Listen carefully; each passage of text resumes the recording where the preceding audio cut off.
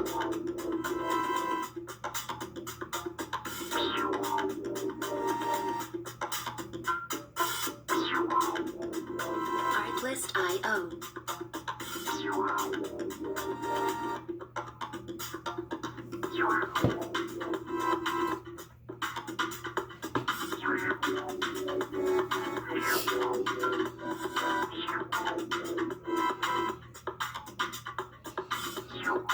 Music licensing reimagined.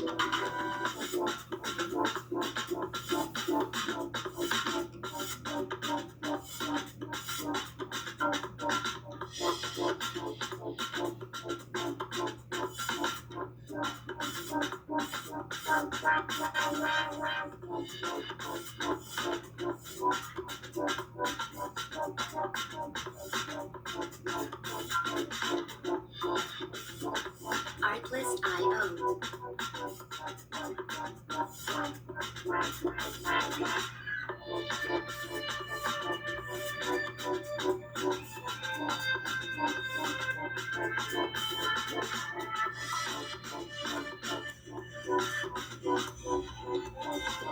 Music licensing reimagined.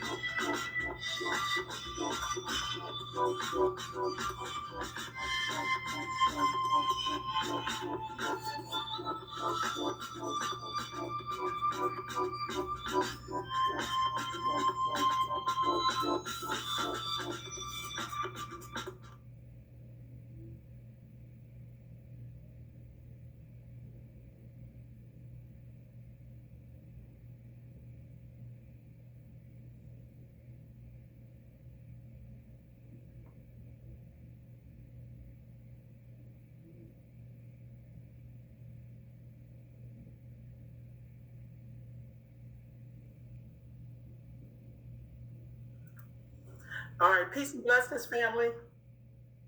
Welcome to Sunday Sitting with Sisters. We got this new intro, so I'm still working it out. But I'm feeling really good to be back with y'all this Sunday. I know I've been traveling the last couple of weeks, and now I am back up in the building. And of course, I'm back up in the building with a special guest, and I'm very excited to be talking to this sister today. This sister is it Abena Adu? Abena Adu. Abena Adu. I know that's Ghanaian, correct? Yes. What day is that? Tuesday. Tuesday. I wasn't sure. I just knew it was one day. Sister, thank you so much for joining us today on Sunday Sitting with Sisters. I'm really excited because we're going to be talking about some womb wellness. Your website is incredible. Let me just say that. I looked all through your website. I loved it. I loved all the information that you have. And I think right now we're in a time where womb wellness is something that we really need to be talking more about. And I love it's just not the thing about giving birth, but even in your book, which we're going to go over a little bit, let me tell people who you are real quick, at least from the bio from the back of your book. Okay. So this is the book, family. You got to go get it. You got to go get her book. So, Sister Abena, I keep trying to say Abena. Abena. Say it again. Abena.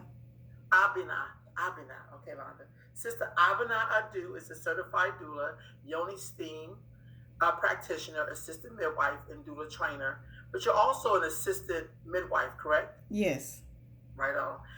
She began studying womb wellness in 2008 and has created this series. Now, the series is this book here of the Dark Womb Redemption, which is so awesome. To educate and empower women, each book is an essay, is an easy read, and can benefit women of all ages, mental and physical, and benefit women of all ages, mentally, physically, and spiritually. I'm really excited. I really enjoyed your book, and because I work with a lot of girls, I shared your book with them. So they really liked it, and I like it because it was a good read, but it wasn't really heavy, and it just hit it right away. My question to you is, how did you get started in just the womb wellness? How did you get started in that? What was your calling to that? Well, first of all, thank you for inviting me. It was actually during my first pregnancy in 2008. I was just obsessed with pregnancy. So I started to research a lot because it was just amazing to me. I was never the mommy type or, I was just never that type of maternal person before I got pregnant. So once I got pregnant, after I had my baby, just the other young women in my community started to tell me that they got C-sections and I had a vaginal birth, and they were like, "Well, you're smaller than me. Like, how did you have a vaginal birth?" And I had to get a C-section. So I started to like hear just the stories of other women, and I didn't have any problems breastfeeding, even though I didn't have any support. And so I started to just help women in our local community in Atlanta at that time with breastfeeding, postpartum care, and then eventually went on to childbirth. And so people started to tell me that I was a doula, and I really didn't know what that word meant, but I just like love being with women, during childbirth. So I went on and I started to do that. I stopped a little bit and then I got back into it.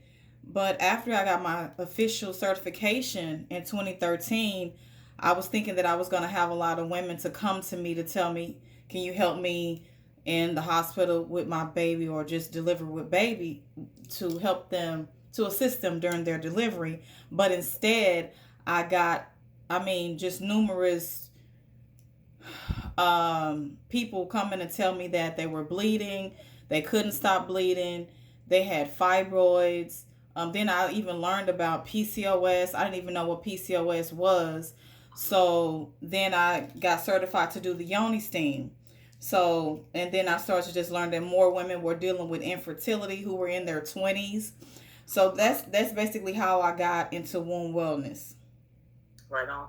So let's back up for just a minute because I know you touched on a lot of this stuff. Y'all gotta go get the book. I got mine off of Amazon, but you can go straight to our website and get it as well. You touched on some things when we think about womb wellness, and particularly during this time period that we're in now. It seemed like there is a concerted effort to kind of erase the womb from women, which is what make you a woman, is your womb. You know what I mean? How important is the womb? I call them sacred portals, but like how important is your womb? Like if things are not right in your womb, how would that impact your life or society or the planet? Yeah, so being a woman is extremely powerful. Like even with, like I say that it's all a miracle from your menstrual cycle is another miracle all the way up until what is called menopause, the Crohn stage. It's very mystical. That's why they were it was said that the woman, was considered to be like, evil. They were afraid of women when they were bleeding, giving birth, breastfeeding. Even scientists don't even know all the benefits of actually breastfeeding. Another thing that I did not mention is that a lot of women were telling me that they were getting hysterectomies. And so they would say, "Oh, I wish I met you before I got my hysterectomy." So the womb is in the center of the body. Like you said, it is a portal. And even if you choose not to have children or you don't have children, it's still an organ that you were born with that is important. So, all of our organs are important. And I know some women feel like, "Oh, I'm finished having children, or I'm not going to have children, so I can go ahead and get a hysterectomy." But most of the time I've had women to regret that. And there's so many physical side effects from you getting that organ removed that there's even like a sense of like a loss of well-being and depression and things like that. So that's the importance of the womb is like being the essence of a woman. Being a woman is a great thing. Right on, right on. So with that being said, what prompted you to write the series, like with your book here? What, because you touch on a lot of issues that happen to women that can impact your womb and the bringing of life. What made you put it into a series and into these books? Well, when I started to like talk to women or whatever, when I'm out vending, selling my products, and they will tell me all of their stories. Once you tell somebody what you do, you're going to hear their birth story. You're going to hear what's going on with their womb. They're going to tell you that. So I started to do these womb wellness workshops, and I was just telling them regular things that I thought everybody knew. like how to clean yourself and, how to take care of yourself on your cycle. And so many women just did not know these things. So I said, I'm printing off all of these paper every single time, the way that I can get the message out, in a greater volume, is to actually print a book. And actually, my business coach told me that I should write a book. I also publicly came out with my child sexual abuse molestation story, and on social media, and that just put me in a whole nother state. And I also wanted to share that story so that it's going to be written down in history, because I feel like I never got justice from that situation. And I just grew up with a lot of childhood trauma, and it was just surprising for a lot of people to be surprised of like how I turned out to be, because statistically I'm not where I am supposed to be. So I just wanted to share my story. And then after that, I was told to write another book on childbirth. So then that's where the Dark Womb Redemption 2 comes in, because I want to get more in depth on pregnancy, childbirth, and postpartum. So that's for the second book. And then, there's a workbook and also a journal. Now, sis, I'm gonna back up a minute. So, where did you grow up at? I grew up in Dallas, Texas. When I turned 19, I moved to Atlanta, Georgia, because I wanted to get away from the trauma. But all I did was actually run into myself. I like that. So, what do you mean when you say you ran into yourself? I was really trying to block out everything that I had gone through, because of when it actually was known that there was a child predator, a family friend who my mom is even still friends with, and we still had to be around that person. And I just kind of felt like I just hated it. I hated just the hypocrisy in the church. When I started to grow my hair natural, I was basically kind of outed, told that I shouldn't, worry about what color Jesus is. And just, it was just like, I felt like I just wanted something more, and Dallas just did not have it for me. So I just looked on the map and transferred with the job that I was with. That was one of the locations where I wouldn't, my pay decreased a little bit. So I just wanted to just get away and just get away from all the trauma and the dysfunction. So I went there, and it started to just play out, in my younger 20s. And I just, every time I got a bad thought, I just wanted to, exit out of my mind. But around 26, everything just started to come back open. And then when I moved back to Dallas in 2011, that's when I started to really see the dysfunction in my family, because it was actually worse than what I thought, or maybe I just didn't want to see how bad it really was. So I had to start to confront some things, and got professional therapy, and therapy really helped me. It helped me so much. You have to have the right person though, but got the right person to like help me to cope. Right on. Right on. Hmm. So you say dysfunction. What kind of dysfunction was your family having? Because what I find is that some people live in dysfunction, but they think it's culture and that is normal.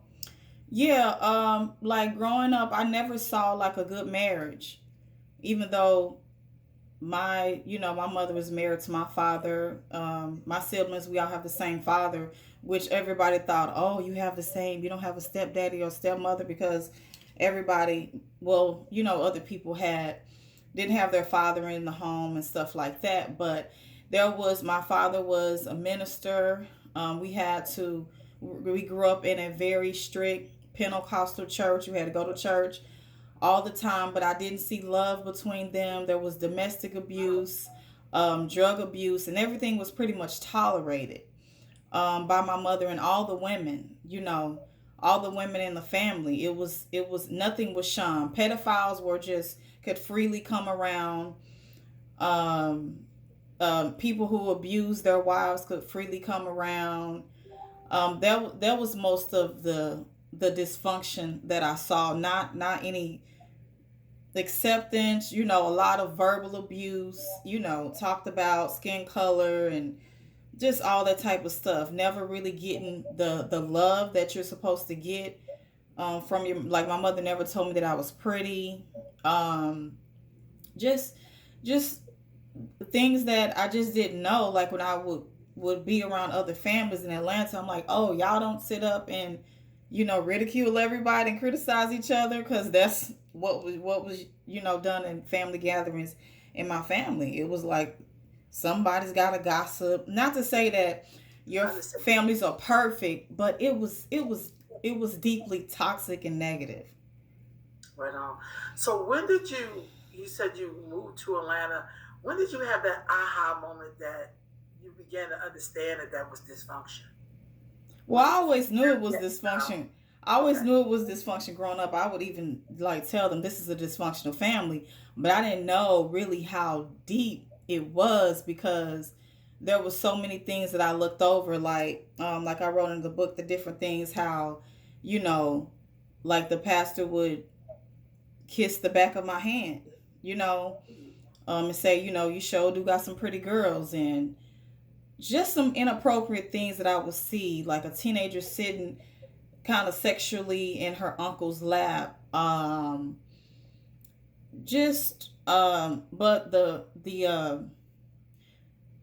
I guess it just happened over a period of time, but it just started with the sexual abuse, being on a date, and this guy said every girl that I go on a date with has been molested, and I was like, well, I ain't never been molested.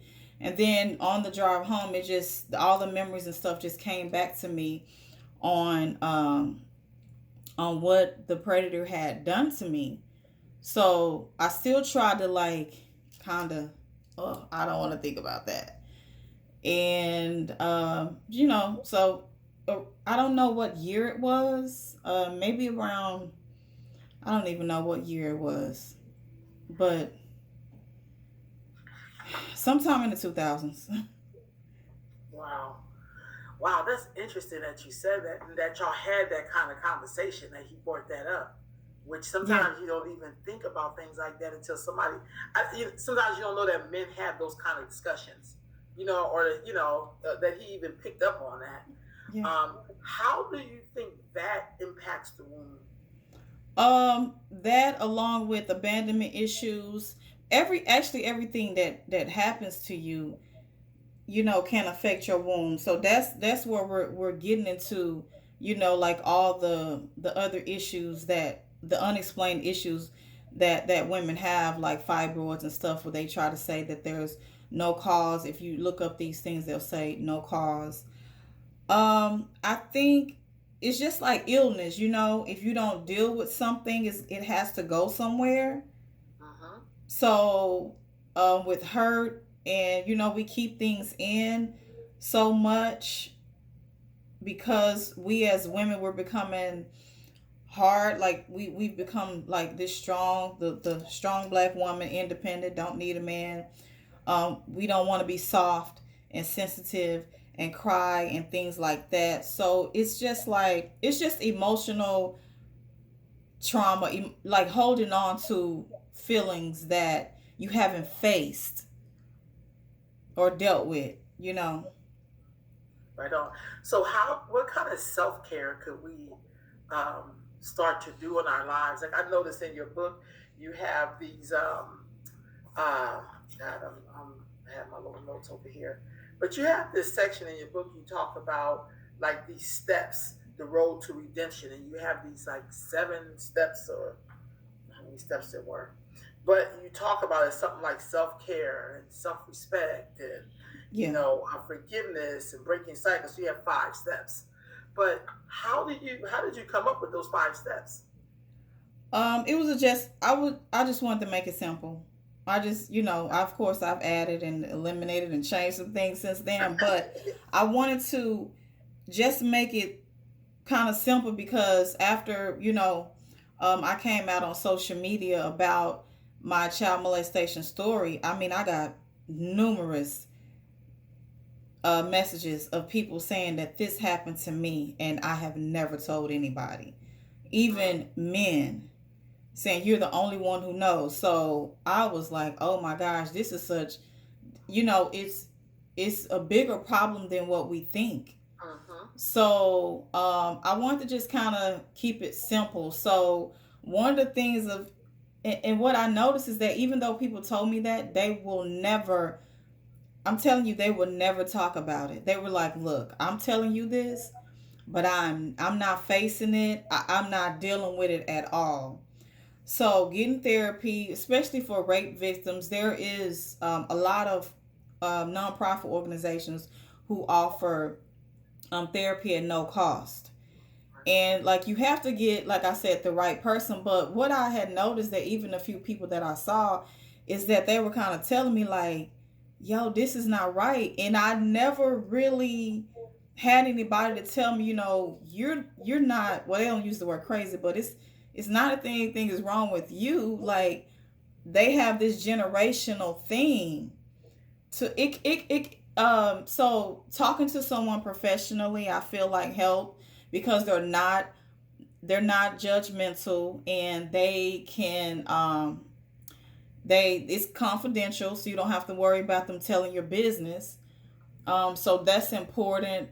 Forgiving yourself, because I was like, oh, even though, as you know in the book, like, I'm screaming, when he's on top of me, his wife is just in the bathroom in the same room, and she tried to say she didn't hear me, which there's no way you could not hear me. That was my way of telling. But then I was like, well, maybe I should have set them down and said this. So the guilt of trying to block it out, of not, acting a certain way. You have to forgive yourself. Right on. And know that it's not your fault. You didn't ask around about it. You wasn't wearing clothes, and even if you was, there's no invitation for somebody to come and violate you sexually. But there was not. So that's something that you can do as far as like um you know coping with a situation. Because what one thing that a lot of people kept saying was, you need to just get over it. You need to just get over it. Forgive. But to me, I remember one of the therapists telling me forgiveness does not mean that the person gets away with what they've done. Right on. And it's like, the scar is still there, but you're not bleeding anymore. So the whole word of forgiveness and healing, it, like she said, it's a tricky word, or, I have a different definition. So people feel like when you forgive somebody, you can go and just sit down and have lunch with them. That it's not the same situation. People need to be held accountable for that. And sexual predators, we have to deal with this trauma of what they've caused forever. And some people can never have a functional relationship, not only with a loved one, but with just regular people, because there's a trust lost.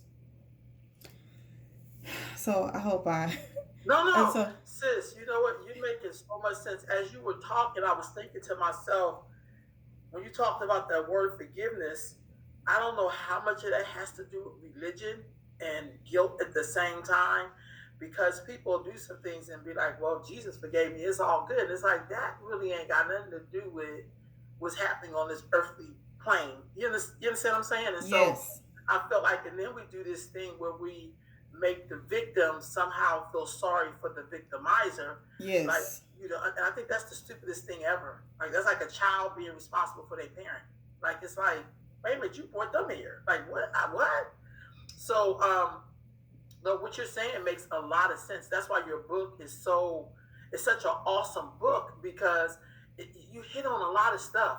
I mean, you talk about fibroids, you talk about the impact of sexual abuse, but you also talk about those steps, like of how do you work on yourself. You said something key. You said something about learning to forgive yourself and not put all the blame on the victim. But we tend to do that, and particularly to women. We do a lot of dumping on women. And when I say dumping, like we put all our stuff on them, which I think those things go to your womb. because your womb carries all the memories. Like that's why it's so sacred in a sense, because it has the ability to transform some stuff. You know, you'll see us out here doing some really crazy stuff, but we're really working through some really horrible energy because it feels like we're walking through it all the time. And sometimes, most of the time, you're walking through it through your home. We're not even talking about the outside world yet. You know, so you talked about when you were growing up, the things you were experiencing in your house, not knowing what a functional relationship looked like can definitely impact every step and every relationship you're in. Right. You know what I'm saying? So what you're saying makes a lot of sense. Um, when what made you, and being a doula, what's the difference between a holistic doula and just a doula? Because we have, you know, Well, everybody, their mama a doula sometimes, where I'm at. yes, exactly. It's actually become a lot of it's become so trendy now Yeah. because the celebrities, you know, the reality shows, they're kind of talking about it. But when I say holistic, I mean that it's emotional, physical, spiritual. You're dealing with the whole person. You can't just go in there. You carrying your intuition, your whole womanhood, and you have to do your self healing before you can do that work, because you are standing in the they say like holding space, or you're standing in the gap. It's a real spiritual um career. It's a spiritual act because you are helping or assisting, witnessing a spirit who is not physical come into life. Mm-hmm. So birth is such a spiritual thing. So when I say holistic, it's like, even like when I say holistic womb wellness, if someone has a problem with infertility or polyps, PCOS, whatever type of womb issue, it's not like, oh, just take this herb. There's a lot of other things that you have to do, like face the trauma. So when I was doing the actual yoni steams in my place of business, and I would do a consultation before and try to get into, what's going on with people. It was one lady was like, oh, I ain't got no issues, and da da da, and I'm like, there's something going on if you have fibroids. And then when I used to do the womb wellness series, and I had all these different speakers on, and when I would ask them, what do you think the cause of fibroids and all this stuff is, they all said the same thing: it's emotional. So we always want to go onto the food, which food is important, but they said it's emotional. And even one sister, Tracy Bryant Swint, who's in Atlanta, my Yoni Steam sister, she said that when a woman has, gotten fibroids, she asked them what happened in their life like 2 years or so before they've gotten the fibroids. And it's usually, it could be a death, it could be,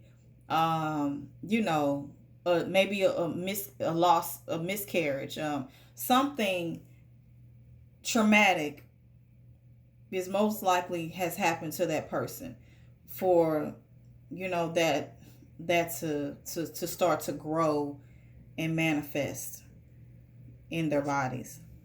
Let's real talk. Let's real talk. So the yoni steam. What's the benefits of the yoni steam? Since we talked about caring for this womb. Yeah, even though that has become very trendy because of the media, the reality shows and celebrities and stuff, that is actually it I found the benefit of it. That's how I was able, that's another tool that I use to even get healing, because you have to look at, you're using all the elements. You're using the plant, you're using the heat, you're using metal, you're using water, you got the steam, you got air, you have all the elements, just like you use candles in spiritual work. That Mm-hmm. that yoni steaming is very, very spiritual. And when I had my place, I had a lot of women who, you won't believe, who would boo hoo cry. I mean, cry like a baby during their yoni steam, and just tell me how it released so many things, because it could be the first time that the woman has even addressed her womb. And we got to be thinking to go all the way back to when we were in the womb, and we've had traumatic experiences even being birthed. So it's so many different things that women will tell me. So I think the medicine is in the herb. They used to be like, what do you do? Whatever. I mean, of course, I cleanse the space and, do my own thing to facilitate healing. And we speak affirmations. But it's about, I have women go on a cleanse, to get ready for their time. Not like, I never took a person who wanted to do it on the same day. And so I would lose business because, people like, oh, I want to try it. I want to try it. And I'm like, no, we have to do a consultation. And you have to do these things before you even come and sit, on this theme. So I say the power is really in the herbs. Just like when you drink tea, I'm a big believer in herbal tea. That's where we get, prescription pills from. It's just that it's in its natural form. So the healing is in the herbs. The yoni semen is going to help cleanse out the congestion that's in there. So that's a good thing as far as helping women get pregnant. Sometimes it's only one yoni steam that they need. Sometimes they need several. I have been having people to tell me that they've been shrinking their fibroids from doing the yoni steam. It tightens up the vaginal walls, help to tone it. And we got to understand this is our ancient medicine. This is something, it's beyond the year 2000. It's just coming about again, So it helps with digestion, insomnia, depression, and on an emotional level, it helps to remove blockages. If you want to go into the sacral, the chakra system, and it's dealing with the root, the sacral, let me see, constipation. I've heard even women say it helped to relieve back pain. It can shorten your cycle. Even during menopause, and even hysterectomies. I've had women who've had hysterectomies who still saw benefit in it. So if you have vaginitis, BV, just about anything. It has even helped women who are overdue when they're pregnant. Wow. But of course, that's controversial. But yes, it can help get the placenta out after it's over. It's really beneficial for just any type of, and I don't even